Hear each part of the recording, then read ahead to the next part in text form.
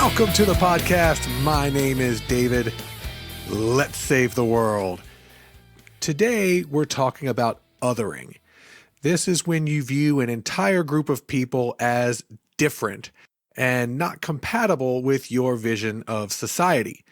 It can be racial or religious or any number of tribal factors, but it's when a person has that us versus them mentality, that these people are unfamiliar and dangerous and have to be pushed back against. On this show, we like to talk about these issues in the realm of sci-fi and horror, as well as in the real world. Joining me in a bit will be Dr. Travis Boyce and Dr. Winsome Chunnu, the co-editors of a new book called Historicizing Fear, Ignorance, Vilification and Othering. But first, Freaks is an amazing sci-fi movie about a girl named Chloe who discovers a bizarre, threatening, and mysterious new world beyond her front door after she escapes her father's protective and paranoid control. It's on Netflix right now. I've seen it twice and I love it. And I'm thrilled to welcome the two men who co-wrote and directed the film, Zach Lipovsky. Yep, that's me. I'm here. And Adam Stein. Hello, hello. Thanks for having us. First of all, this movie went under my radar until a few days ago. I think it went under a lot of people's radar when it first came out, but everybody's discovering it now on Netflix, which is fantastic because they really need to see this if you're at all into sci-fi. So for the people who don't know who you are, tell us a little bit about how the dynamic duo came together and a little bit about your working relationship as far as who does what. Do you fight over things, that sort of thing? Well, we came together. We have a pretty unique origin story where Adam and I met in the summer of 2007, 13 years ago now, because Steven Spielberg and Mark Burnett had a reality television competition for filmmakers. It was basically like American Idol, but for film. And Adam and I were contestants. I was just in my early 20s, and you had to kind of make a different film every week in a different genre. And just like American Idol, it was on Fox, and America would vote, and they'd have cameras following us around to try and get us to say horrible things about each other. And Adam and I instantly sort of became allies when we were on that show. The funny thing about reality shows is they really try and thrive off everyone being the worst they can towards each other. But when you get a whole bunch of indie filmmakers together, everyone's just very supportive and collaborative. And so it didn't make for very entertaining television, but we really immediately knew that we were great collaborators, and it was a great spotlight, a great moment to kind of show the type of films that we love to make. And we could tell we had the same type of taste. After that, we each went on to kind of do our own stuff for a while and just became best friends and cheering each other on and helping each other where we could. And eventually we sort of, many years later, found ourselves both sort of in the same rut, in the same ditch, where we were sort of had explored the industry, had tried to get things off the ground, had done all the things you're supposed to do, and it still wasn't happening. We had still, we'd each sort of tried to get many movies going, had tried to jump onto other people's movies that were going. We'd each been fired off movies that weren't going until they were going, and then fired us and hired other directors. And so we were both sort of just like, man, what do we do to kind of, take control of our own lives here? And so we decided, we had done a few things together, some short films, some web series, and decided to write a movie together. And that's really sort of where Freaks was born. So you're glad you didn't vote each other out of the house, or? Very true. Yeah. And you mentioned finding it on Netflix. It's really cool for us because, as Zach said, this was just it started as a very indie project where we had no money, we had no support making it. It was just like anyone who could get together with their friend and say, let's make a movie. When you do something like that, you don't know if anyone's ever going to see it. Most indie films don't really get seen, unfortunately. So it's really beyond all our expectations that it's now on Netflix and it was on the Netflix top 10 for a while. it actually topped out as like the number 2 most popular movie on Netflix, which kind of like was just a complete shock to us from where it started. So it's really been overwhelming and pretty awesome. Well, one thing about this movie is it completely destroys the myth that if you're going to do a sci-fi film, you have to spend $150 million on it or it's not going to be worth seeing. I think that the budget that you guys had, feel free to disagree. I think the budget that you guys had worked in its favor because it, in my opinion, from the outside, it kind of says you can't have a giant blue beam come down from the sky and a bunch of robots come out or anything like that. You have to focus on the characters. You have to focus on the relationships. Can you get into a little bit about what the budget or how the budget affected the creative process of the film? Absolutely. We knew going in that we didn't have a lot of money. So we had zero at first. So we just were like, okay, well, what kind of story can we tell? And we started just by making a list of the things that we already knew we had. So we knew we had a house. I actually had a young kid at the time. So at first we were like, okay, well, if we never get any money to make this movie, we'll just be in it. And my son will be the kid. And what kind of movie can we make about that? And that's where the first seed of inspiration for the story came. Sort of experience of being a new dad and seeing the world through a child's eyes as they start to understand the world. Zach and I just started brainstorming the story based on that. And even after we got, a slight bit of money to actually hire real actors instead of us and my son, we always kept it focused on the kind of real emotional experience of the characters. Because, like you said, we knew we wouldn't be able to wow people with spectacle, but we wanted to hook them with story and really make them feel for the characters and feel all the emotions of the characters, and also kind of be on the ride for the mystery of what's happening in this world, be curious to find out what's going to happen next. So we really sort of, our whole process of writing focused around that, like figuring out what would people, what would surprise people the most, or how can we make them intrigued by where it's going. And the other aspect of it was that in order to get actors to be in it for a small amount of money, we knew we had to make the characters really as rich as possible.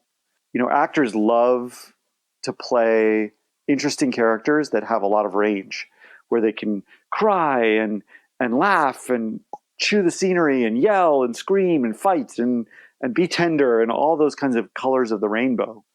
That's what they crave to be, in their craft. So we tried to make sure every character had all those layers, so that we could. Because we weren't going to be able to pay them to convince them, so we had to give them roles that they would want to. Exactly. The roles had to be the reward, and that had the benefit of making really kind of multi-layered characters that the audience was interested in watching too.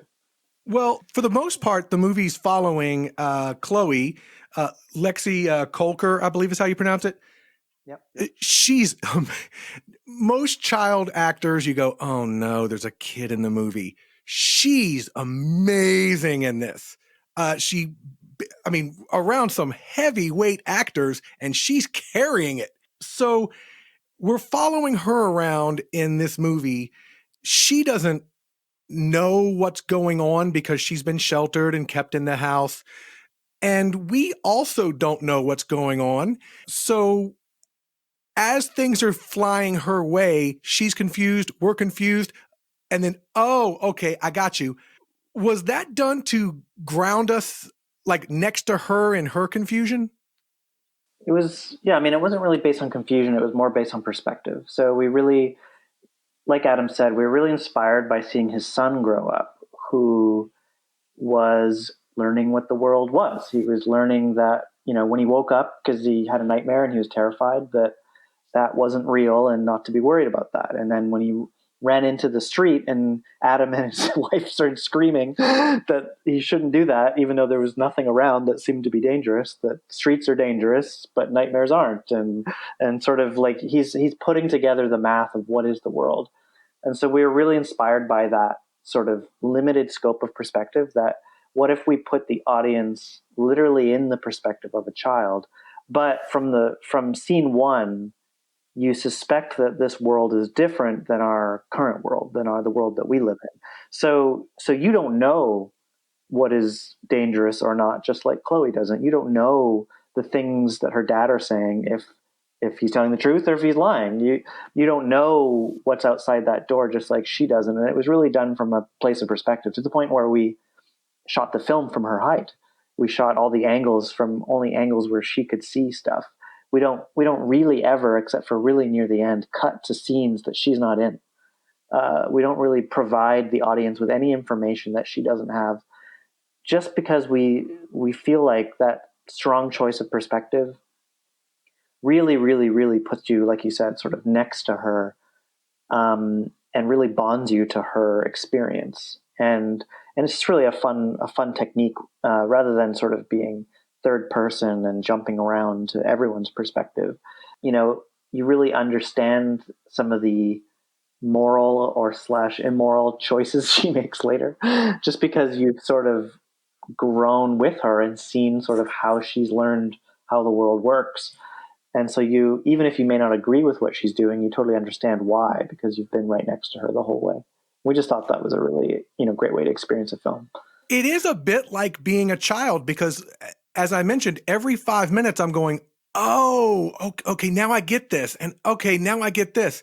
And so it really was learning about the world as I'm watching the film. And I thought that was a great way to keep me on my toes. It's a very delicate balance to get right. Like, we did a lot of work in the script and a lot of work in the edit, because everyone has a different tolerance for how long they'll go without knowing something. Sure. Some people will go 45 minutes. Some people go 90 minutes. Some people go 5 minutes. So like, you really have to work carefully when you're crafting the story, to kind of always be asking questions and always be answering questions, so that you're getting that release of learning things, but at the same moment you're asking new questions, so that there's always something you're wondering, propelling you forward, but also not just like tons of questions that are going unanswered. And by the end, generally you want all of them to be answered, so that you still feel a sense of conclusion and completion. Because we've all seen TV series that ended and we still had a bunch of questions that didn't get answered. And it's not a good feeling. So you guys did, I can't imagine someone doing this better. It was amazing.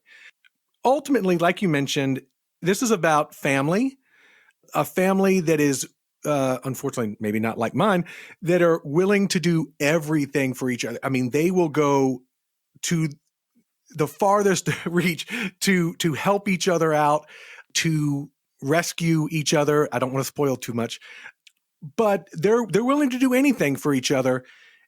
But at the same time, they have some very real kind of family issues that I do recognize, some things that kind of hit me right in the gut, some of the things that maybe Chloe might have said to her father at some points during the film.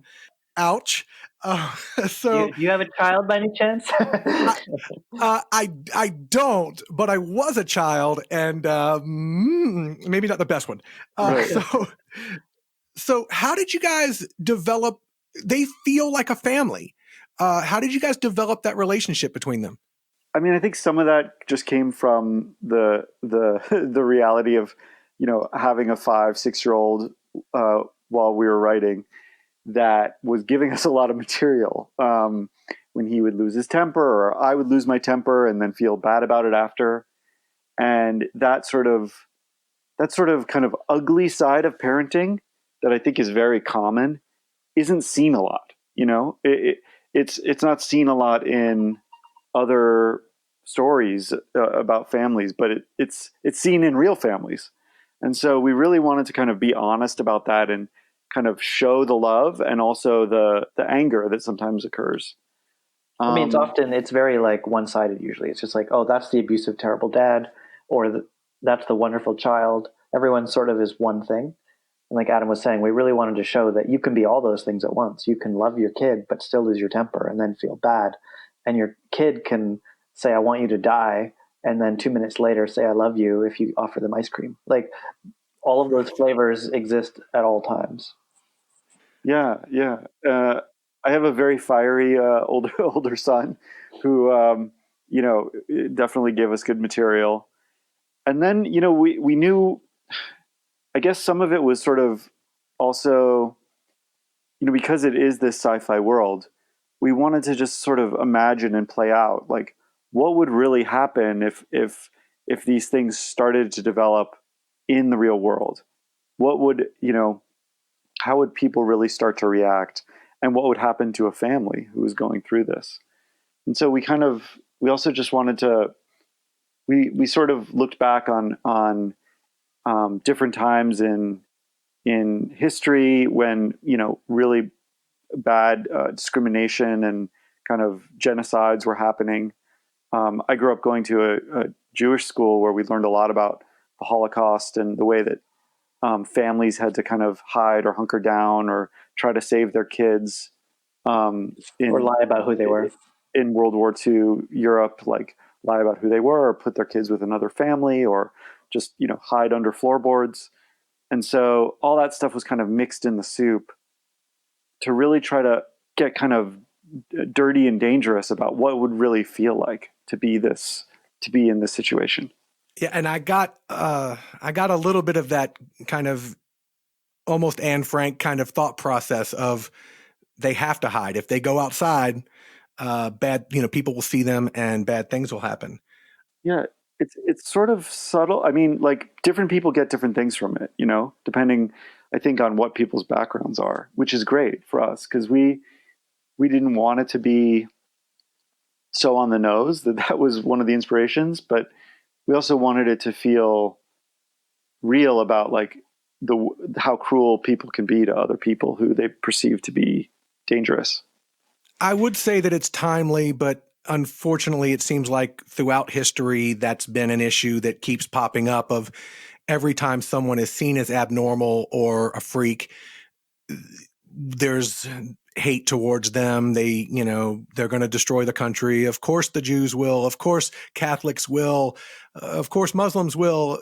Whoever comes, they're all going to be the end of everything. So we have to keep them out. So it's certainly timely now. There's even now during coronavirus, there is a spike in attacks against Asian Americans because, well, coronavirus started in China. So somehow it's going to help matters if I go beat up the person that runs the shop down the street. Yeah, the film has had a bizarrely relevant history. Like this film's taken a long time to make. So we started writing it in 2015, early 2015.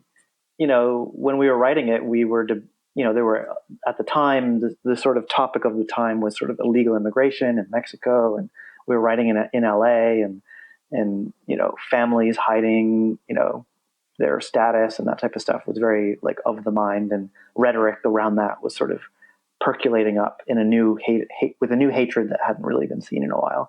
And we were debating how much of that feeling we wanted to put in it because we just were like, well, this isn't really going to be relevant by the time the movie comes out because, things will go back to normal. And then, and you skip forward a few years, by the time the film was at the Toronto Film Festival at its world premiere, it was 2018. So it was 3 years after that. And the summer of 2018 was right when children were being separated from their parents and put in prisons, and and everyone was sort of asking us, well, like, how did you guess that that's what's going to happen? And unfortunately, like Adam said, we sort of tried to look at all the different discriminations and genocides and persecutions that had happened through history, and you see a lot of the same patterns. Like I live in Canada, where we had the residential school system where they took Aboriginal children away from their parents to try and make them good, Catholics and stuff, and just destroy their culture, and that's happened throughout history in many different times. And so things were happening in present day that we had just put in the movie because they happened in the past, and we just kind of went, well, what would be the logical next step? And then now the film, has come out on Netflix sort of 2 years after that. And we're all like in quarantine, and everyone's telling their children, if you go outside, people, you'll die. And like it's sort of like the films had this sort of bizarrely it's kind of unfortunate that it stays relevant. relevance. Yeah, kind of at each stage of its life cycle. And I think part of that is probably just coincidence. The other part is that Adam and I, just at every stage just tried to ask ourselves, well, what's happened before? And what would that be in this world? And then we just tried to apply that to every stage. And so it felt real and felt grounded, but at the same, history repeats itself. We've known that for a long time. And I think sort of that's been a weird entity that's sort of gone along with the history of this film. Well, I can't believe I'm saying this, but I hope in the very near future your film is no longer relevant. Yeah, that would be great. But unfortunately, I tend to think that it's going to be. Even in the sci-fi geek fandom, there's been a toxic hate minority. We've had Kelly Marie Tran in Star Wars got a lot of racist hate, which is it's strange to me because you look back at the Twilight Zone, you look at Star Trek, we've always had a cultural commentary in sci-fi, and there's people now who seem very angry about that. Did it really cross your mind at all? Or do you just like maybe make sure that you're not, I guess, hitting people over the head with the message? Or no, I mean, that never really came up in terms of pulling punches. I like that the movie's political. I think we didn't want to make it too like hit you over the head with it. We didn't want to make it preachy. We didn't want to make it preachy. We just wanted you to experience the story and really care about these characters and feel the injustice and feel the fear that they're feeling, to kind of have the audience be in their shoes rather than preach a message, but rather feel the experience. That was kind of our goal with it. Yeah, I mean, I'm a huge Star Trek fan, so I've always felt like sci-fi is at its best when it's just, it's a mirror to our world today. You take some element of today's society, and then you fabricate a different society where that has been sort of pushed to an extreme to kind of explore those themes. And there's also something cool you can do with sci-fi, because by taking an idea and then twisting it, like exploring racism, but with aliens, you can kind of remove yourself from the specifics of whatever issue it is you're talking about. It doesn't have to be about black and white. It can be about green and purple. And so you kind of are allowed to explore the topic with a little bit more just sort of creativity, rather than just like being historically accurate or being on one side or the other. That's always been my love of sci-fi, and we just try to do it in a way where even if you don't really pick up any of that stuff, you can still enjoy the movie. And also that, if you are maybe on the opposite side of the political aisle, maybe you watch the movie and you come out of it with a little more empathy or thinking differently than you did before. And it's been kind of interesting now that it has gotten a lot of people watching on Netflix. I've seen some kind of unexpected things on Twitter, people reaching out, like, because I have a very political Twitter, stream where I post a lot of liberal stuff. I've had a couple people who saw Freaks, some sort of right-wing people who liked Freaks, come onto my Twitter and be like, you should just keep making great movies and stop posting political stuff. And I was kind of like, okay, well, maybe you didn't, I don't know. Like, I'm glad you liked the movie at least. Maybe that opened your mind a little bit, but maybe you missed it. I don't know. So we've also had like groups of neo-Nazis, downvoting the film on Amazon and things like that. But yeah, that's true. That's been a minority. That was we haven't been harassed like Kelly Marie Tran by any means, but there was a sort of scary thing when a group of neo-Nazis started posting about the movie and talking about these two Jews who made this movie that's like, got Anne Frank overtones. They were very upset about it. It's like, this is a little scary. I would say that to the viewing public, in general, it's better to be on the opposite side of the neo-Nazis. So pick your subject. Definitely. And it's best to be on the other side. So watch the movie and enjoy it. I don't know if you guys saw, but just the other day, someone posted on James Gunn's Twitter about don't make Suicide Squad 2 political. You don't see great movies like V for Vendetta or Watchmen being political. Like, well, okay. Yeah. at least they can enjoy, whatever they can enjoy. But yeah, that's the thing is like a film is to be interpreted by however the viewer wants to interpret it. Like we create what we want to create, and we create it with a variety of goals, and it's up to the viewer to kind of experience it however they want to experience it. So like, I never thought when we started out that there'd be neo-Nazis that cared about this film. I was kind of flattered that like we had reached that level of impact. Maybe we touched one of them. You never know. Yeah, which, and I think that it definitely is subtle enough in this film. There are times, even if it's a message that I agree with, there are times where you go, oh boy, you're really sacrificing the characters and story to give this message out. But this one doesn't do that. It's a natural part of the story.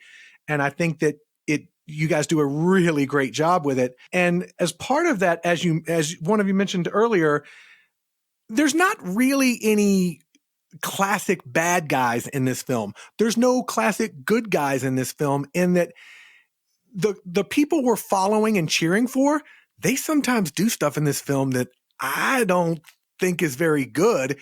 And then the bad guys, they're doing what they think is right. Now, I can agree or disagree with that. I mean, obviously, I disagree with killing people on sight and stuff like that.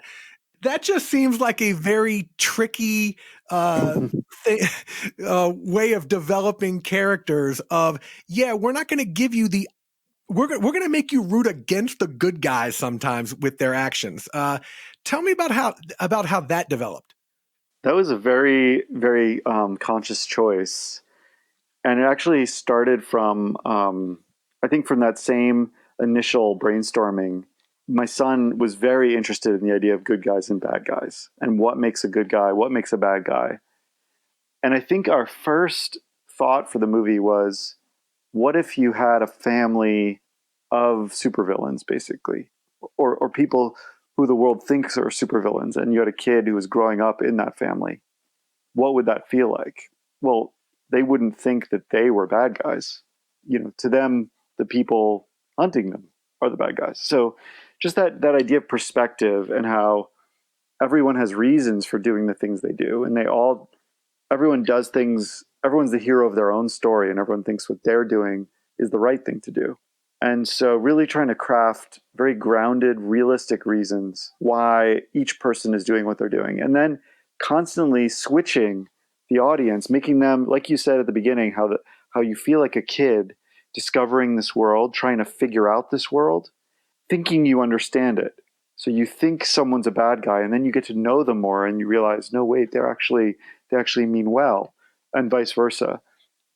Constantly trying to figure out what's really making the people tick. It's like a balancing act, because if you look at each of those turns, it's around the same time that another character's turning. So one character is a villain, another character is a hero, and then as one character starts to turn into a bit of someone that you're now liking, another character is turning into someone you don't like. So you have to make sure there's always sort of an antagonistic force that's sort of being the pressure cooker of the film, so that you can move that around between the characters. And even our lead character, she's someone you're really rooting for, but we even wanted, by the time the film ends, that you're sort of questioning who she's become. Yeah, and I mean, it's a balancing act, but man, did you guys do it with a bunch of characters that and it all made sense to me as far as the motivations and everything. They all felt like real people making the best decisions they feel like they could make, even when it's a horrible decision that I completely disagree with. The other thing that we had a lot of fun with was the idea that not just of good and evil, but like good at what they're trying to do and bad at what they're trying to do. Like, basically, are they screw ups or not? Because that's something you often don't see. Usually in a movie, it's sort of like some hero has a plan, and then they encounter some obstacles, but then they do it. We had a lot of fun with the idea that regular people have plans that are really bad, or that are not thought out, and especially the Bruce Dern, kooky father-in-law, always has a scheme. It's like, no, not another scheme, Alan. And we just had a lot of fun with like how they could have done it better if they had only thought it through a little more, because that's kind of how real life is. People aren't perfect at making their life plans. And often, like when Adam and I were writing, we'd often come, there are certain genre tropes that you've seen in tons of movies, like, and we would sort of ask ourselves, like, okay, so we need to do this next plot point, we need to break someone out of this place, or they need to find out this information or whatever. And the first things that come to mind are like, okay, they're going to hack into the national security system and learn and like decode the blah, blah, blah, or they're going to, like all these sort of things that aren't accessible to everyday people. And also just sort of felt like you've seen it and it's unoriginal. And so Adam and I would have a lot of fun just going, okay, if you and I had to do this, if you and I were faced with this problem and we had to solve it in the next 20 minutes, like we don't know how to hack a system. Like we couldn't do that. What would be the plan? What would be the plan that you and I would come up with? And we would debate it back and forth. Like we literally have to do it. And a lot of the times, like the debates in the scripts are literally the different ideas that we came up with, and the counter arguments of like, "What are you, an idiot? That would never work because you get arrested the second you step outside." Oh yeah, okay, well we can't do that. And we often write those arguments into the script because it's kind of fun, or we just actually give that idea to the character, and then it goes horribly wrong. It just it gives it sort of this groundedness that is sort of more fun than just they can do everything at a super high level, and feels less sort of tropey. Like, for example, Bruce dresses up like a priest to go talk to this federal agent, and he thinks he's being really clever and pulling one over on her, but she is never fooled in our minds. It's like, that you don't really see that very often, where a character just like really tries something and just completely fails. But it happens a lot in life. Yes, it does. Unfortunately, yes, it does. This feels like a world that you guys, I mean, Chloe might not know it all that stuff, but it feels like you guys know the world very well. How much of the surrounding, say, past, future, what happens outside that neighborhood, how much of that has been thought out? And now that it's a big hit, sequel? Well, I think one of the benefits of having two of us is that when you're writing by yourself, you tend to just sort of write down your first ideas, or you kind of write down things that instinctually you think you want. But when there's two of you, you have to kind of justify it. Like if you're like, okay, well, this is what's in the world, this is what they do, the other person will go, well, why? Why is it that way? And you have to have an answer. And if you don't, the other person will say, no, that's not good enough. What would it actually be? And because of those basically years of doing that on this project, we built out a very, very, very detailed world that you don't really see. Like Adam and I have so many more details about this world than are in the film. At some points, some of them were in the film and then just got sort of kind of moved to the background. And it wasn't like we wanted to build out a whole world of detail. It's just as you're collaborating and sort of debating why things would be one way or another, you have to come up with things that convince both of us. And so the kind of side effect of that is something that feels like a very rich world. And a lot of people kind of say when they watch the film, it feels like you're seeing a sliver of a much bigger world.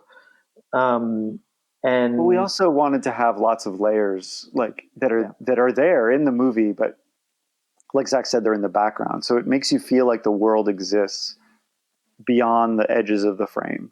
And even in some cases, it is right on the edge. Like in the diner, there are federal propaganda posters that we had made that are barely visible, like in the edges of frames, that are posted in the diner, that like nobody would ever notice. But it kind of gives you a sense of the world existing outside what you're seeing. When in the very beginning of the montage showing their house, Dad is asleep while the TV's on, and it's showing like a home shopping network thing on the TV, and they're advertising home detection kit flashlights for detecting freaks in your home. And that's not something that's ever a plot point. It was just like, what do we put on the TV in this shot? And so we brainstormed, put that in there. And I think there's sort of like maybe a subconscious effect of making this world feel more real. And you both, which I love all of that, but sequel. I mean, come on. Yeah. A lot of people want to know now. There's a lot of stuff that we cut out. There's a lot of ideas we have of what happens next. We're very excited to, we wanted to make it a self-contained story because like the movie's all about a girl trying to find her mom from the very first scene. That's what she's trying to do. And so we felt like the movie, had a distinct end there. But we definitely have ideas for what happens next. It's just if someone... Yeah, everyone should call all their local studio executives and television executives. And write to Netflix. Yeah, write to your congressman about how much you want a sequel, and that will help greatly. I am positive Netflix is looking at those results and going, I hope so. So if you were a little bit coy on that one, I'm going to hit you with something else. You guys, from your previous work, have a good working relationship, it seems, with Disney. This movie has shades of X-Men in it. I fully endorse you right now at this moment to get this gig. Have there been any discussions between the two of you and Marvel about X-Men? I wish. No, not yet. Marvel has not called yet, but we've definitely, we've had sort of two careers. One's been doing these genre thrillers. The other has been doing sort of action adventure, kind of family stuff with Disney. But Disney has many wings and many arms, and it is a huge corporation with many entities. And we've had, we've definitely had exciting meetings over there. But Marvel and X-Men has not been one of them. But of course, if it was, we would be eager. And I've always felt like X-Men was touching on things that a lot of the other Marvel stuff didn't. And sometimes it was over the top, and sometimes it was subtle. I was always more excited by the subtle stuff. I remember in one of the X-Men movies, like the Human Torch is like trying to come out to his family that he can light on fire, and they it's like it's a very personal scene. And it's Iceman, yeah. Oh, Iceman, yeah. Sorry, I got it wrong. It's been like a decade since I've seen that. Sure, film. Yeah. And he's trying to come out to his family, and then they reject him, and and then of course the house explodes, and there's cops. Torch is Fantastic Four, Zach. Come on. Yeah, of course. My bad. But there I go. I just ungot us the job. But it was those types of moments that I always thought were kind of when X-Men was at its best, and it was kind of funny. They have that film New Mutants that's been highly delayed many times, and sort of many times throughout the making of Freaks, we were like, oh boy, is New Mutants going to come out and take our thunder or not? Or because it seems like a more kind of grounded, darker take, but it's still yet to come out. So we kind of, luckily it got delayed enough that we beat it to the punch. Well, it feels to me like this is, oh boy, I am not comparing it to X-Men Origins, okay? The Wolverine movie. But it feels like an X-Men origin done right of, hey, this is the start of a world, and more is to come. I think you guys would be the perfect choice for Marvel to dump a big budget on and make an X-Men movie, because in your film, you're able to hit all of those cultural notes in a way that, sometimes X-Men's done it really well, and sometimes it's not. And we loved, like, Logan, I thought was a great example of sort of the type of movie that we would more like to make. So you guys making you're killing me over here. Come on, Marvel. Come on. Well, if they take your call, you can tell them that we're eager.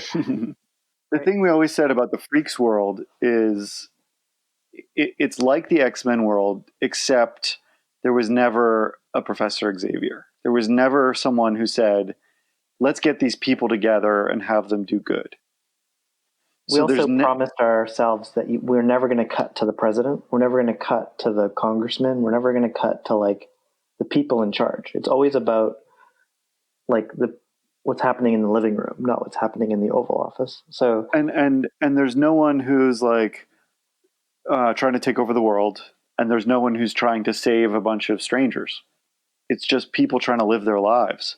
People just saying, "Can't we just go to the grocery store and get some ice cream?" So it's sort of like we found that interesting to think about what would if superpowers really did develop in the world. Possibly nobody would go out there and start saving people or fighting crime. You know, they would just kind of still nobody does that nowadays. So yeah, why would they? Nobody is going right now to you know, just kind of save strangers or you know, fight bad guys. So if they had powers, they probably wouldn't do that either. Maybe they would use it for themselves here and there, so they'd become a little bit of criminals, you know, but they probably wouldn't want to take over the world either. They would just kind of want to get back at their ex or something, something small. So we always thought, like, what is the small version? What is the more human version of this? And what would happen to the world if that was the world? Because there's no freak in this world who is a hero that people can point to and say, oh, but look, some of them do great things. It's, you know, it's just a world full of fear and suspicion. And in some ways, Agent Ray, who's the villain you were talking about before, in some ways, she's trying to be that Professor X. She's going about it in a very sort of callous way, but her stated objective is to kind of adopt Chloe and train her to be a hero, you know, to be a good guy in this world. So we had fun kind of like, you know, experimenting with those ideas. But like in the real world, when someone is different, you fear them, you think you're going to be replaced, and think that those people have to go. Exactly. So it is the feel-good hit of the summer, folks. But it is an amazing movie. Tell me, before I let you guys go, please tell me what is next. Is there anything that you can tell me about that is ready to go?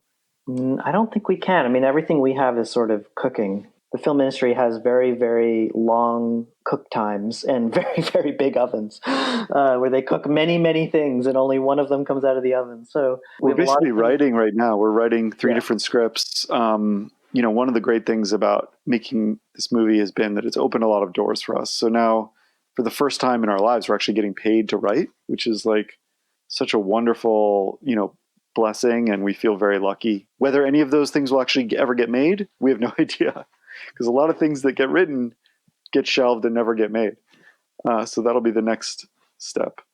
All right. Thank you both so much for joining me. What an honor it has been to speak with you before you go off and make big, big blockbuster movies. So thank you both very much.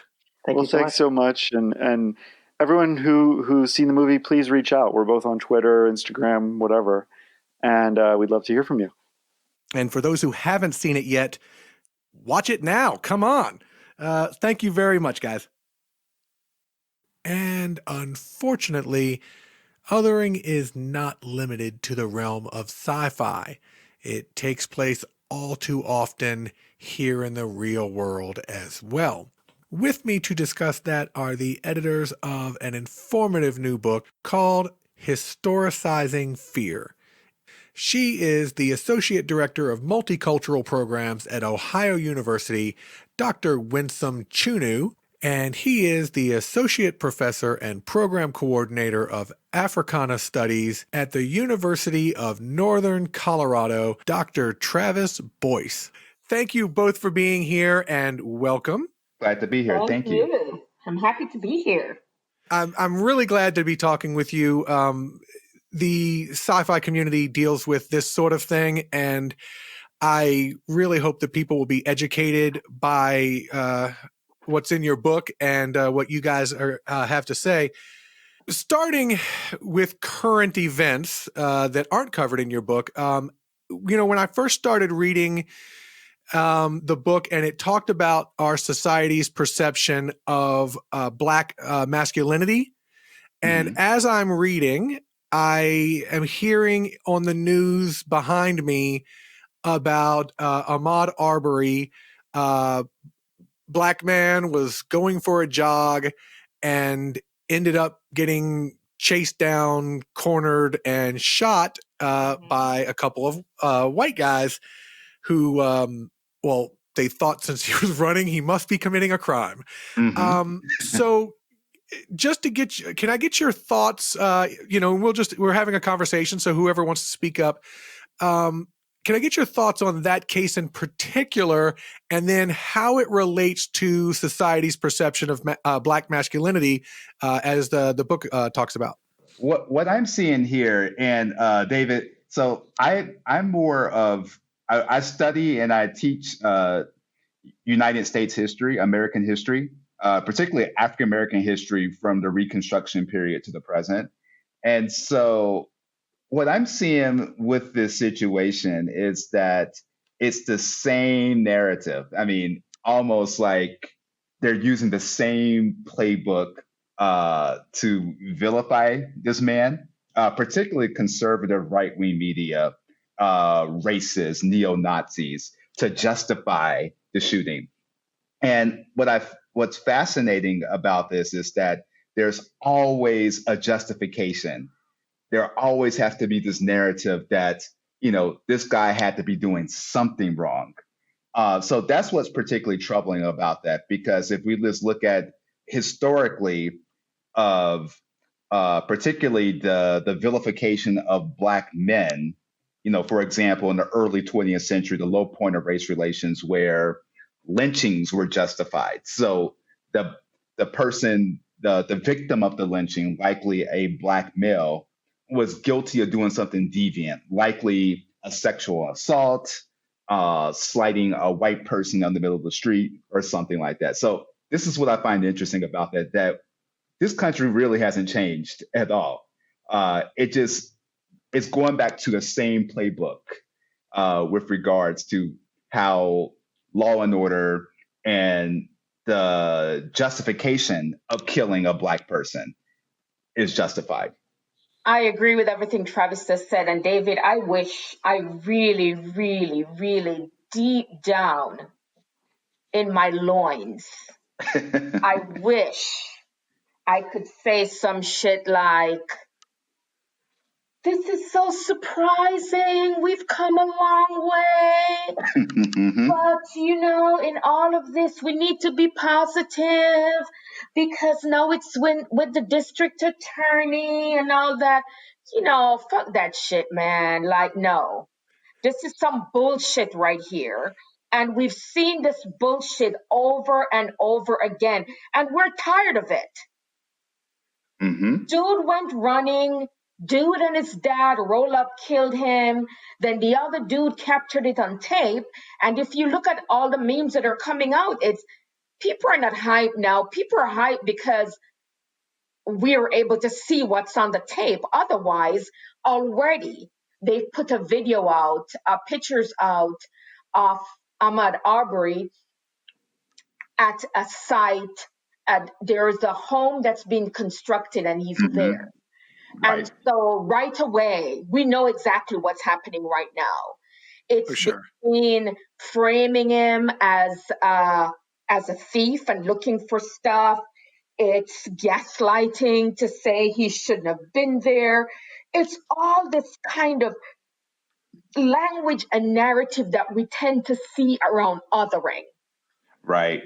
Because by doing that, you're now beginning to put doubt in people's minds. He should not have been out there. And then yesterday, the construction guy in the area came out and said there had not been any robberies. So he didn't know where that narrative was coming from. It's the same thing we saw with Trayvon and the hoodie, the same narrative we saw with Mike Brown being a bigger, tall guy who is then kind of thought about as having this overwhelming presence. And so this timid white person got scared. Fuck that shit. Well, unfortunately, I think we know where the narrative's coming from. It's not a good place. And we even see that the law enforcement folks were sweeping it under the rug as much as possible. If we hadn't seen the videotape, we wouldn't know his name. Absolutely. We wouldn't. And if you, Right. one of the things that is often comes up about with law enforcement is, so they talk about in the hood, and I'm using that in quotes because I find that term problematic as it is, that there's a no snitch policy. And they talk about, well, it's the same in law enforcement. That's what law enforcement officers do. They protect each other. And so if you are saying to people, you need to come forward, you need to let us know, but then you are doing some of the same things. Yeah, it's a meme. It's a farce. But you're right, Winsome. Absolutely. And one other current event, I know Virginia's still dealing with coronavirus. I'm sure you guys are as well. There's been anecdotal reports, I don't know how widespread this is, of Blacks going to the hospital, not being taken seriously, and then dying. And then also on the flip side of that, look, I know a lot of white people, and I'm white myself. I know a lot of white people who didn't think Colin Kaepernick should have been kneeling, didn't think Black Lives Matter should have been out in the streets, but they are all over the streets protesting the idea of staying at home and watching Netflix. Right. Now, but in New York, I saw something where 40 people were given citations for social distancing issues. 35 of them were Black, 4 Hispanics, and 1 white person, which again, that's anecdotal, but I know a lot of white people that are protesting this thing.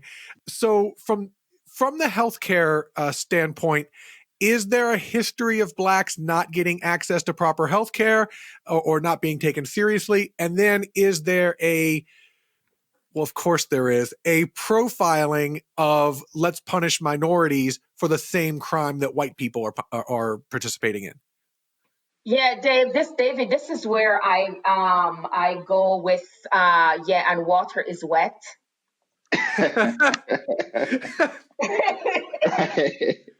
Well, you got a lot of white people are like, no, this isn't the case. Of course, it's the case. Of course, we know because what we tend to see with those of us who study diversity is when people are not experiencing something personally, it doesn't resonate with them in the same way.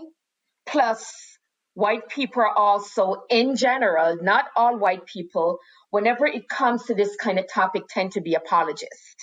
So they have to kind of make it known that not all white people believe this stuff, not all white people are racist, not all white people are so and so. And so they do what we do, but the way we do it is we're just trying to protect our people. We're trying to say, like, cut us some slack, give us a break. We're not all the same. Please, I'm begging you. Please listen to me. Please, please, please. We want to be a part of the mainstream society. Please. When we do it, that's the vein that we do it in. When white people do it, it's like, I don't want you to think all white people are the same. My grandparents marched with MLK. Exactly. There is a history of healthcare similar to other groups and not just Black people. We see the same thing happening on the Navajo reservations right now, but they might as well be plantations for the way we treat Native Americans in this country. I mean, a lot of it is reflective of the plantation narrative in terms of how people are suffering, although they do not have a white master leading them.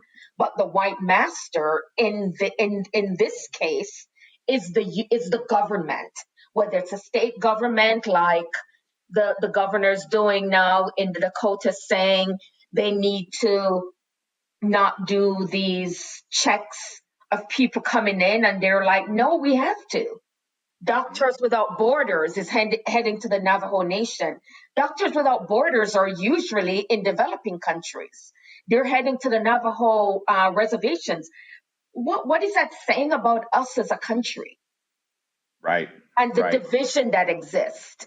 And so, yes, if we go back to the history of healthcare, Black women, for example, slaves, were so in gynecology. So the founder of gynecology, etc.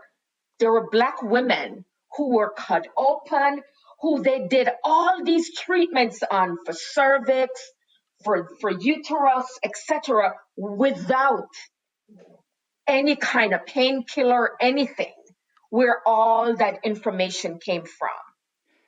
And Right. then we go to Tuskegee, and Travis, you can pick up at Tuskegee, just in case, so the listeners can understand that what we're saying, although we're mad passionate about this shit, is that it is rooted in the history of our country. Exactly. And before I just talk briefly about Tuskegee, it's important for the audience to understand there's a really cool documentary slash mockumentary called The Confederate States of America, which is partly hilarious, partly scary, because it's actually a reflection of our present day reality, where it looks at a scenario, an alternate world if the Confederate States of America won the American Civil War. But where I'm getting at from it is that there is a part in the film which I didn't realize was not true until a few years later when I did some research on it. A medical doctor during the antebellum period, his name was Dr. Samuel Cartwright. He coined the term drapetomania. That was a term to diagnose unruly blacks, enslaved blacks. And it's this concept of a mental illness that they desired freedom. So therefore, there's something fundamentally wrong with them. And so going back to what Winsome's saying, all this stuff is rooted historically within the context of the founding of this country, which was based on the subjugation of Black people. So we do have to start there when we look at what's going on in the present day. If we Like move I said, we've been dealing with this shit since the Pilgrims landed on Plymouth Rock. Exactly. Exactly. And if we move forward to the 20th century, the Great Depression era, there was in Tuskegee, Alabama, there were about 300 African American men who had syphilis, poor blacks, tenant farmers, etc. And the federal government came in. What I found that was interesting is that they worked collaboratively with Tuskegee Institute, the historical Black college, and gave the in Black men without treating them properly. And this was not even discovered until 40 years later in the 1970s, when the last remaining members of this experiment were dying off and their families took them to justice. And then 20 years later, President Bill Clinton was the first U.S. president to openly acknowledge and apologize for the Tuskegee experiment. So, I mean, we see these things all the time in this nation's history. But those are two good examples with regards to how Blacks are, and particularly, or in general, are not taken seriously within the context of the healthcare system. And so there are two other things within the healthcare system. So if we look at Henrietta Lacks, the Black woman whose cells have been used to arguably pioneer some of the major treatments, major vaccines, etc., was a Black woman. And she got cancer, and they recognized that her cells reproduced really quickly and fast. They harvest her they harvest them and have used them for years, and it's only recently, as a matter of fact, Oprah did there was not a miniseries, a movie on her, Right. and there is Right. also a book written about Henrietta Locke. And so Black people have been used in this way for decades, centuries even. And for those of you who really want to be honest, for if anyone is a researcher who's listening, the Tuskegee is one of the driving forces behind why we have to get IRB, Institutional Review Board approval when you're conducting research with people. Right. It informs that, because what they do not want is for people to be abused.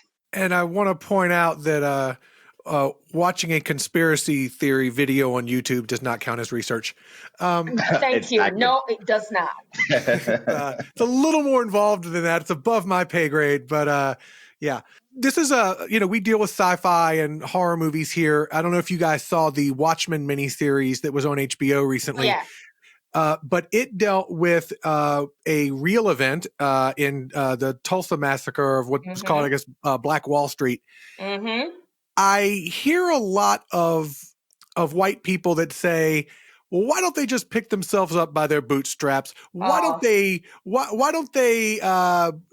focus and dedicate themselves to improving their status in life?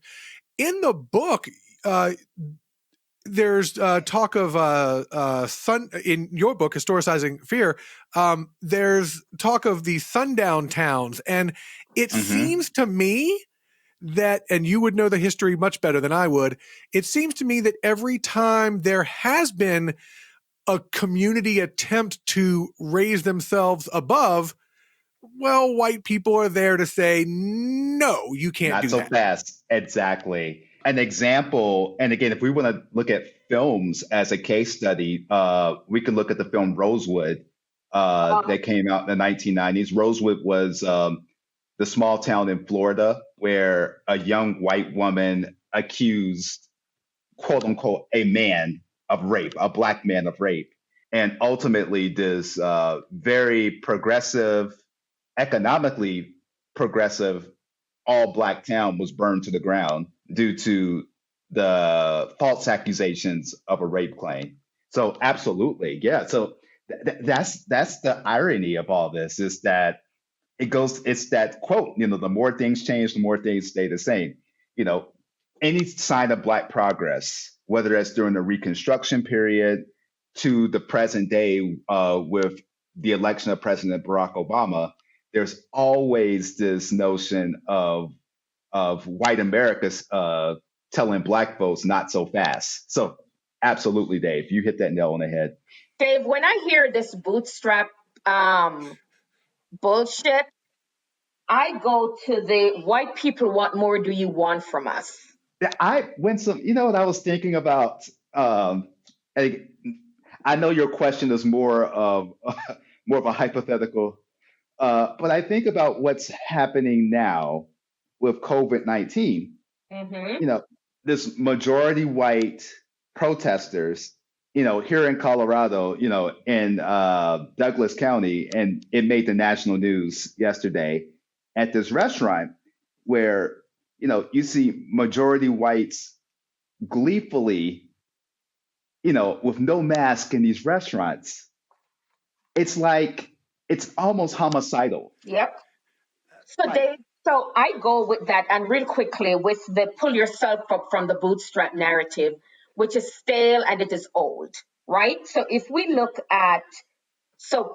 historically at Tulsa, right, there were these Black neighborhoods where they had their own banks, their own shops. They pulled themselves up literally from the bootstrap, because unlike other groups, Black people came here as slaves. We didn't have boots to pull ourselves up on, but we found straps anyway. Right? And so Black people built up this whole neighborhood.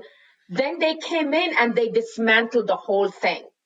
Whenever there's a Black person who is really confident in who they are, etc., then they get referred to as the uppity Negro. Yeah. Because fundamentally, white people are not comfortable with Black people who are confident and want to exert themselves in a confident way, because that's not who they are told that we are. And so it's like, what else do you want from us? Not you, David, but Sure. yeah. Yeah. But well, I mean, and in the cases where we are comfortable with it, we want them to, and I know it's a weird phrase or whatever, but a weird way of saying it, but we want them to be as white as possible if they're going to become. Oh, absolutely. Absolutely. Yeah. Yep, David, you're my dog right there with that. So Because I talk about that as someone who is involved with doing diversity work on college campuses and with local and state organizations, right? When we say we're looking for diversity, do we just want someone there who looks different? But then when they act different, and I put that in quotes, then all of a sudden it's problematic. So you want a Black scholar in your department, but you don't want them to talk about Black scholarship. You don't want them to talk about the challenges that you're seeing with Black people, but you want them there, right? You want a Black or a person of color in your organization, but you really want them to be white. And one of the things we talk about in diversity work around human resources is the idea of the term fit and what that means. And when white people say fit, what they're looking for is this person someone I can bring home as a colleague and we can have dinner and etc. Right. Shoot the shit, blah blah blah. That's really what you're looking for, is can this person fit in with whiteness and be comfortable with white culture and be a part of my white groups without always trying to bring up some race shit, and if we go beyond that, some gender shit, some gay shit, some you name it shit that people will bring up. And so yeah, when people are saying they want people, what they want is, I want you to act as white as possible, Right. because then that is going to make me feel comfortable. We've basically controlled all, and I say white people in general, have controlled all aspects of society for as long as society has been around in America. Yep. Why are we so threatened by any advancement whatsoever? As a historian, I encourage folks to look at just the timeline of Black progress in this country. And if you look at the Reconstruction period, that was a period right after the American Civil War, where African Americans were no longer enslaved. They had the right to vote. As a result of that, African Americans, particularly in various parts of the American South, were elected to local, state, and most importantly, national offices, House of Representatives, the United States Senate. But you saw this backlash with the founding of the Ku Klux Klan, with the founding of the White League, of white vigilantism, and ultimately the overturn of Reconstruction. And if we fast forward, we can draw parallels with the Reconstruction era, those 1865 to 1877, those 12 years, to the 8 years when Barack Obama was in office, where you saw a rise in right-wing extremism. At just like the end of Reconstruction, where you have this age of Jim Crow, the end of President Barack Obama's administration is this era of far right-wing white extremism. So we're seeing similar parallels in our present day from a historical perspective. That sucks. Yeah, right. it's very gloomy, but I mean, we have to look at history that these are just repeated patterns and we haven't learned from, Yeah, or maybe we don't want to learn. that is what is critical right here, is Right. understanding that, as they would say in the streets, we're not new to the game. These are historical patterns that we've seen over and over and over again. So when we bring them up, it's not because we don't really know, we don't have the evidence. So like David, I see that, you're saying these are anecdotal evidence, etc. But there is research out there that's supporting a lot of what you're talking about. 80% of the citation for social distancing in New York were for Black people. Mm-hmm. There have been pictures of the cops handing masks to white people, but then citing Black people. It's not anecdotal. The evidence is there, staring at people. People just don't want to believe it. Or what white people tend to engage in is cognitive dissonance. Right. Yeah. Because they have a friend. Right. Well, yeah. Well, what's the saying? One of my friends is Black. Yeah, Exactly. they always have a friend, or they always know a Black person who never had that experience. And so this one person is going to discount the experience of the 13 million African Americans in this country. This type of othering goes all the way back to the beginning. I remember hearing stories of, the white man came over and made friends with the natives, and we gave them gifts of blankets. And see, we didn't know it, but see, we had immunities that they didn't, and so accidentally we passed diseases to them. And but reading your book, that was actually biological warfare. Mm-hmm. I grew up being told that was all an accident, but turns out we viewed them as savages and they can't fit in with civilized culture, so we have to do the civilized thing and commit biological warfare against an entire population, because that's what civilized people do. Yeah. Right. But So, David, let's think about that for a minute, right? You come to this place. There are other people there, living there. They have their own systems of government. They have their own they have what we would consider culture today, right? Their own governments, their own culture, their own ways of raising children, their own. So if we look at what we do, they have their own Christmas, their own Easter, their own Thanksgiving. So I'm just saying that broadly to say they have their own stuff. Their society is functioning and is working for them. And you must have some really kind of audacity to show up in a place like that and say, you know what? You have all the stuff already worked out, but what I have is better. Even though I don't know you, I don't know your language, I don't know what you do. It's almost as if that wouldn't work if we invaded the Mideast as well. Right. Which is another topic entirely. I don't want to keep you all day. But absolutely. But yeah. So then you show up and then of course, you don't have the kind of immunity that we do. No, we don't have syphilis. How about that? How about you didn't say that? Don't bring syphilis to us. We don't have gonorrhea. Don't bring gonorrhea to us.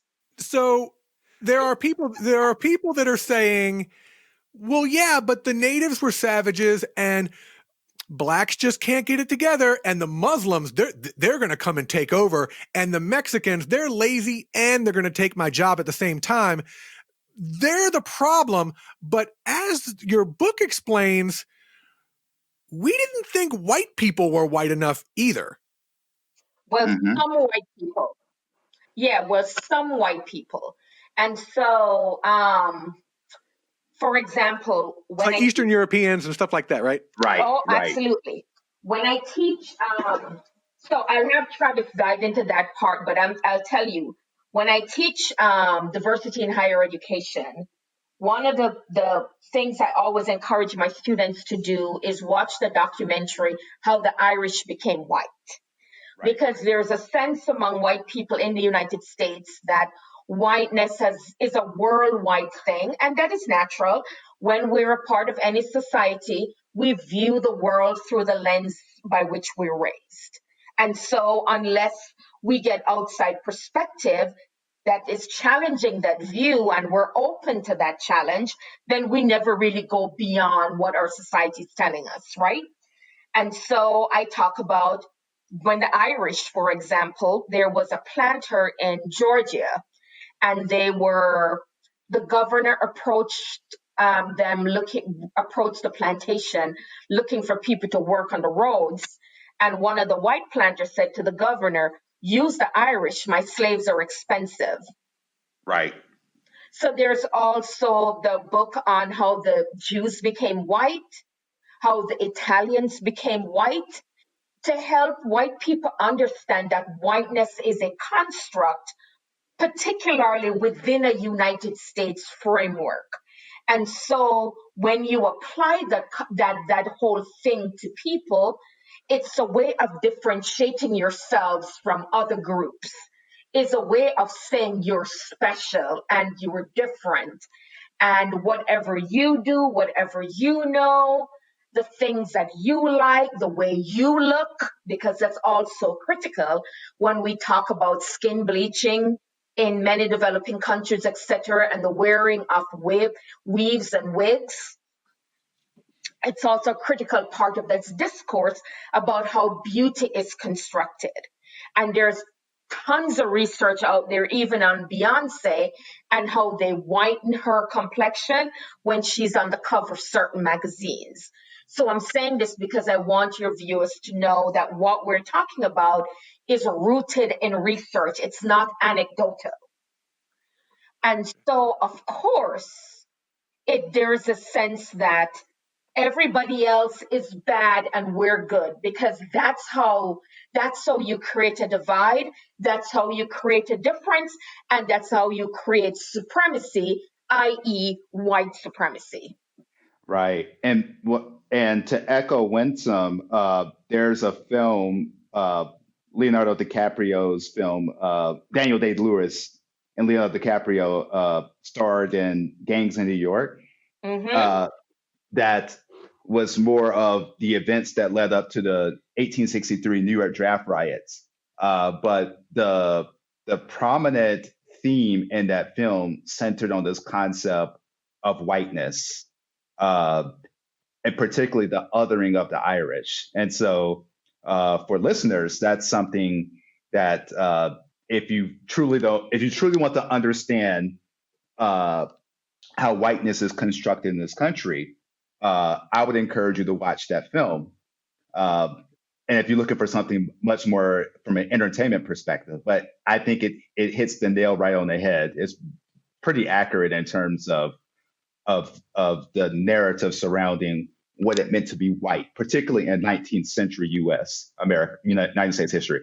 And I want to speak on one more thing, but absolutely, again, Travis. Yeah. I think about, again, we have to look at patterns, and also this timeline.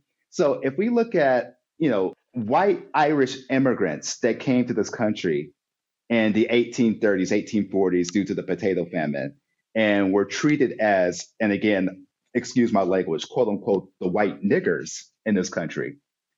But the irony is that what does it mean to be, the question we have to ask ourselves, what does it mean to be white in this country? Mm-hmm. And what did that transformation look like? Now, viewers, I would encourage you all to look at specifically about 140 years later in Boston, Massachusetts, you had the Boston bus crisis. And it was the sons and daughters and granddaughters and great-grandchildren of these Irish immigrants who were holding up swastika signs, referring to their Black classmates as niggers, attacking them, throwing rocks at their cars, etc. And the irony is that they finally transformed into this concept of what it means to be white. Mm-hmm. So I think that's what's hypocritical, but also fascinating in terms of the concept of whiteness in this country. It's a social construct, and people need to come to terms with what that means. It also speaks to Travis, and that's a great example with the Boston riots, is how vitriolic it is. And one of the things the documentary also looks at, and I would encourage your listeners to check it out, is that the Irish was portrayed as monkeys in the newspaper in the United States before Black people were. Yep. And when I talk about this, oftentimes my white students, like, their eyes bug out, because when they think about who's portrayed as monkeys and eating bananas, it's always Black people. And I say to them, when you buy into these constructs, I don't know if I should blame it on you or blame it on the American school system, but it's because you don't know your history. God, that's interesting. Basically all the things that you're afraid of, whether it's Muslims or, Mexican immigrants, all of those things that you're going to say, well, they're going to do this and they're this. Mm-hmm. Turns out the same thing was said about Jews and Catholics and Irish. And the Irish and the Italians and the Portuguese. Absolutely. Right. So that's what we want them to think about. It's almost as if we can actually coexist in one society, but for whatever reason, someone has to prove their whiteness first. There's some serious shit popping off in our country, and we need to be talking about this as citizens. That's why we have a democracy. Otherwise, we don't need to be talking about we're the greatest country and the greatest democracy. If we can have serious conversations about the shit that divides us in a serious way, without being like, oh, I don't want to say it that way because I don't want to hurt people's feelings. No, we need to talk some serious shit if we're going to really be as great as we can be. Mm-hmm. And we should always be trying to get better. This idea of, oh no, we perfected it years ago, and now we just need to keep exactly the way we are. That's absurd to me. To me, that's un-American. Plus, David, your podcast is "Pod is going to save the world," right? We're not going to save the world if we're trying to be like, "Oh, I don't really want to say that." That's the kind of why we're in the position we're in today. If we're going to save the world, we need to keep it 100 with people out in these streets. Let's do it. And another thing I found interesting, it's a really interesting book, is that a lot of times this sort of othering, bigotry was stoked by corporations or the rich, the 1%, however you want to call it today. And then poor whites, middle-class whites were kind of swept up in the propaganda of it all. Mm-hmm. And so you have white people going against their own self-interests because the corporate masters have convinced them that why do we let this happen? At least you're not an N. Right. Yeah. Exactly. There's actually some research around that where they were talking about after segregation, where the whiteness, the construct, people who are trying to uphold that white supremacy notion started to build in this whole idea that you may be poor, but at least you're not a... Go ahead, Travis. Right. I think about, it's similar to what President Johnson said, the quote, of convincing the lowest white man that he's better than the best colored man, quote unquote. And so, and again, it goes back to what does it mean to be white? And, is whiteness an illusion in terms of Are they the best athletes? Are they the best of the best? Are they the builders of several? And I mean that in tongue in cheek. That came off kind of funny. But are they the architects of civilization? It reflects this narrative, this reassuring narrative to white supremacists, to neo Nazis, to daily everyday white folk that the systems that they exist in is a reflection of them. I mean, even God looks like them.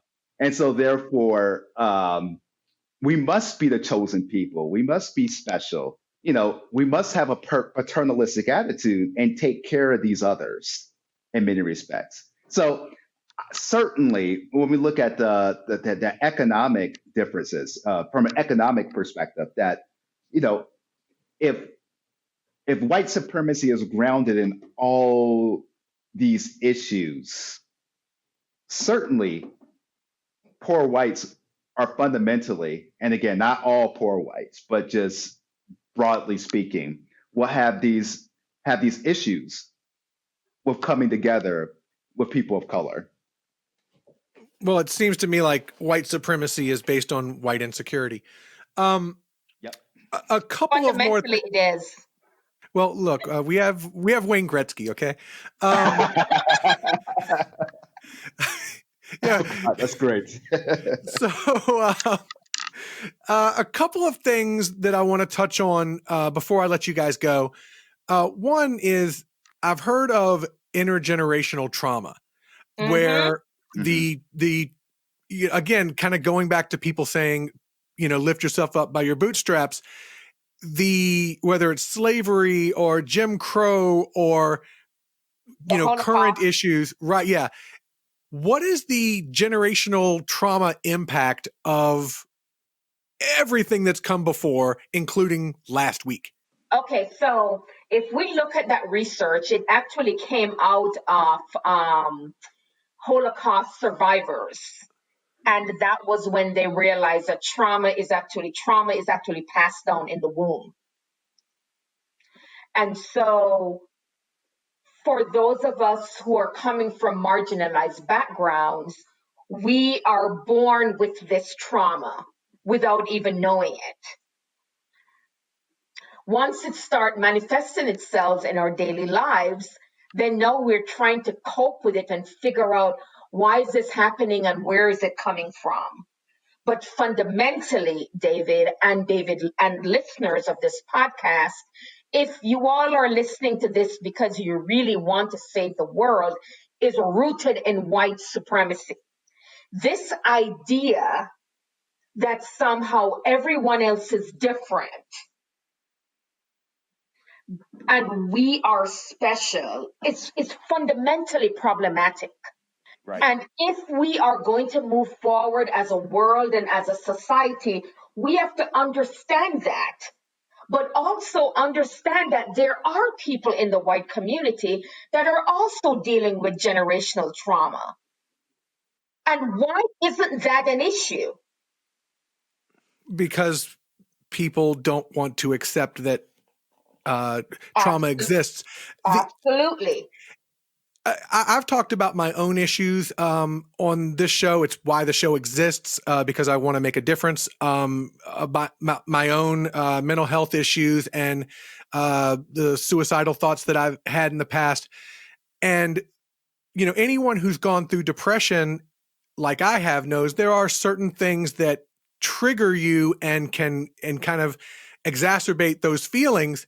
And it never occurred to me until just now that there's something passed down generationally that is constantly almost, I guess, trigger, and correct me if I'm wrong, but almost a constant trigger for African Americans of, I could go outside and die. That's not something that's not a part of my trauma of I'm going to go outside and get shot for just standing there, which, I guess theoretically I could, but it's not likely to happen. But that's actually like ingrained from the womb. Wow. As Lady Gaga said, we were born this way. Love it. See, we're talking Lady Gaga. We're talking Wayne Gretzky. White people. We got you covered. Exactly. Yeah, absolutely. So don't melt down on me. And so one last thing, and I'm positive, I'm convinced that you guys have the answer to this question. I know it. What does the future hold? How do we take the next step to become a more perfect union? Go ahead, Winsome, first. Go ahead. So as I've shared with other people who've asked me this, I am pessimistically optimistic. Mm-hmm. Meaning, I can't see it. I can't see it anytime soon. I'm sorry. And I'm not going to be we need to end on a positive note. We need to, at the end of the day, there are still good people in this world and blah, blah. Yeah, there are good people in this world, but my people always seem to be the one that's dying at the hand of the police, dying at the hand of a pandemic, dying at whatever the fuck it is. And so, no. Until white people, and I'm not talking about all white people, listeners, until we recognize that there's some shit popping off and that we need to have some hard conversations, shit is not going to change. Right. And to echo Winsome, I mean, we have to be I yearn for a perfect union, just like anyone else. But at the same time, one has to be realistic. And if you just step back, and I'm just paraphrasing, the oppressor is not going to give the oppressed their playbook for success. Nope. Yeah, right. Realistically, it's not in their interest.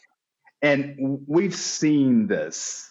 Again, let's go back to the history of this country. We've seen this over and over and over again, where there are opportunities, but our people of color or marginalized people are given opportunities, but to a certain extent. If there is these opportunities where they do extremely well, and again, I go back to the examples of the Reconstruction period, where they're breaking these ceilings, these ceilings, there's consequences and likely violent over consequences that come about with this. So yeah, I agree with Winsome in many respects. I mean, we should be pushing for that perfect union, but people who are in positions of power need to do their homework. They need to take responsibility to dismantle the present institution and create an equitable institution where everyone is included. And David, if we look to the law, right, and that's one of the branch of government, it's the courts. And often the courts rely on precedents. What precedents do we have in this country for when we were ever treated as equal citizens? I don't know of any. And if somebody one of your listeners might have a Black friend who has been treated equitably, and so there is a possibility, then great. But if we're going to use a law here as reference, there's no precedent, so there's really nothing for me to go from. There's no playbook. Right. So myself and I guess fellow white folks out there, we need to do better. We need to recognize where our place is and where maybe we should, not maybe, and that we should all be working towards that perfect union that we will hopefully someday get, but we're a long, long way from getting there. Your book is amazing. Not only was it informative and I learned a whole lot from it, I also think it was an easy read. I never felt like it was smarter than I am, if that means. Thank you. Yeah. Sometimes you'll read a book and you'll be like, I don't even think I understood a single word in that last sentence. Exactly. This is it's plain spoken, but informative, taught me a lot about history, and certainly opened my eyes that maybe the way that I saw the world isn't the way the world actually is, and that maybe I can adjust my viewpoint to be a little more inclusive. I think we all could do that, even those of us who see ourselves as allies. So thank you very much for the service that the book provides, and thank you very much for joining us here to talk about it. Thank David, you so thank you. much. Yeah, Absolutely. this was amazing. And I hope your listeners in the sci-fi universe will look at what we're talking about through a sci-fi lens and see where those kind of discrepancies are, because we know that the literature on diversity in sci-fi is not very complimentary. And I'm being generous. We have a lot to go there as well. And I would love to do an entire episode or more on Afrofuturism and all types of different cultures. We would love to. It's a real shame that in the world of sci-fi and the future always tends to look very similar. Exactly. We have a couple of design motifs and say this is sci-fi, and people go, oh well, what about Black Panther? Yeah, what about Black Panther? What about the fact that you can name one film? Exactly. That's the kind of shit I'm talking about. Like, David, look, even in the sci-fi universe, we can't catch a fucking break. Right. A universe that is designed to be inclusive, but yeah. That's my point. Yeah. I'm still we can't catch a break. Well, let's hope, and I'm going to hope that the success of something, whether it's horror like Get Out or Black Panther with superheroes, I'm hoping that it inspires the probably old white men with money that, hey, maybe we can make more than just the 6 foot tall blonde guy named Chris as the star of our science fiction film, which Marvel's got a lot of those. So thank you again. Thank you very much for being here. I really appreciate it. No problem. Thanks again. And thanks to all your listeners. And that is our show. I'd like to thank my guests, the writers and directors of Freaks, Zach Lipovsky and Adam Stein. It is on Netflix right now, so go watch it. And Dr. Travis Boyce and Dr. Winsome Chunnu, the editors of Historicizing Fear, Ignorance, Vilification, and Othering. And I'd like to thank all of you for supporting the show. Please reach out to us on Facebook, Instagram, or Twitter. We'll see you next time. And remember, just like any great franchise, your story isn't over yet.